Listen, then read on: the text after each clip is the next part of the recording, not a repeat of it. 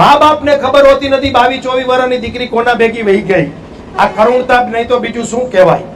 વરુણભાઈએ જેમ કીધું એમ કે આપણે ભાઈના પાસે 5 લાખ કે 2 લાખ કે 50,000 માંગતા તો જતા નથી કરતા, અને આપણી મહામૂલી દીકરી કોઈ લુખો લફંગો કે આવો લુચ્ચો માણસ બગાડી જાય અને આપણે કાયદાની આટીમાં આવેલા છે એટલે હાથ જોડીને બેસવું પડે કે એને લગ્ન કરી લીધા, હવે કાંઈ ન થાય છતાંય પોલીસ સ્ટેશને આવે તો આપણે મા બાપને એમ કહી દઈએ દીકરી ઓળખતી નથી, અને આમ છતાંય દીકરી વરા 2 વર્ષ 3 વર્ષ 5 વર્ષ ઓલો કાઢી મૂકે, 2 દીકરા લઈને આવે તો મા બાપને હાચવવી પડે.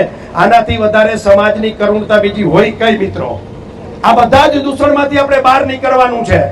અને હું ખાસ કરીને કહું છું કે વધુમાં વધુ દીકરીઓ પાટીદારોની ટાર્ગેટ થાય છે. હું જે શક્તિશાળી જ્ઞાતિઓ છે એને આજે આભાર માનું છું, કારણ કે એક પણ લુખ્ખો લફંગો એમની દીકરી હમું નહીં જોઈ શકે, એને ખબર છે કે શું પરિણામ આવે.